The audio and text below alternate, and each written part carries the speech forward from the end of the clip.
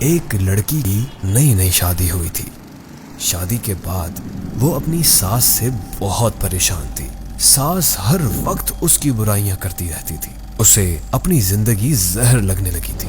آخرکار اس نے یہ فیصلہ کیا کہ اب وہ مزید اپنی ساس کا یہ رویہ نہیں برداشت کرے گی۔ چنانچہ وہ ایک حکیم صاحب کے پاس گئی اور انہیں سارا ماجرا بتایا اور ان سے کہا کہ وہ اس کو تھوڑا سا زہر دے دے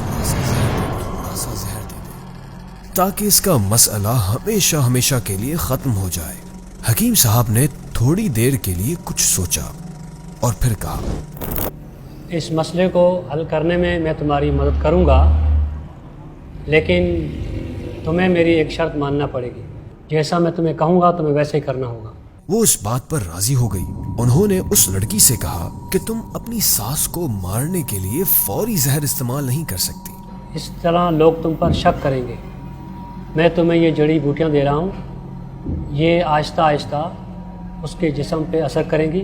ہر روز تم کچھ اچھا پکانا اور پھر انہیں کھانا دیتے وقت اس میں یہ جڑی بوٹیاں ڈال دینا، اور ہاں، اگر تم چاہتی ہو کہ کوئی تم پر شک نہ کرے تو تمہیں یہ خیال رکھنا ہوگا کہ تمہارا رویہ ان کے ساتھ بہت دوستانہ ہو۔ اپنا سلوک اچھا رکھنا، غصہ مت کرنا، اور ان کے ساتھ ایک ملکہ کی طرح برتاؤ کرنا۔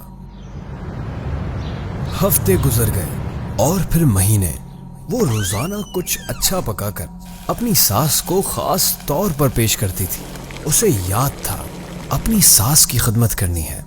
6 مہینے اسی طرح گزرے، پھر گھر کا نقشہ بدل کے رہ گیا۔ لڑکی نے کوشش کر کے اپنے غصے پر قابو کرنا سیکھ لیا تھا۔ اس کی ساس کا رویہ بھی اس کے ساتھ بہت بدل گیا تھا اور وہ بھی اپنی بہو کو اپنی بیٹیوں کی طرح پیار کرنے لگی تھی۔ پھر ایک دن وہ دوبارہ حکیم صاحب کے پاس آئے اور ان سے کہنے لگی کہ آپ مجھے کوئی ایسا طریقہ بتائیں جس سے میں اپنی ساس کو اس زہر سے بچا سکوں جو میں نے انہیں دیا ہے۔ وہ بہت بدل گئی ہیں اور میں نہیں چاہتی کہ وہ اس زہر کی وجہ سے مر جائیں۔ حکیم صاحب مسکرائے اور کہنے لگے کہ تمہیں فکر کرنے کی ضرورت نہیں ہے، میں نے زہر دیا ہی نہیں تھا۔ اصل میں وہ جڑی بوٹیاں تھیں جو وٹامن کی تھیں، تاکہ ان کی صحت بہتر ہو جائے۔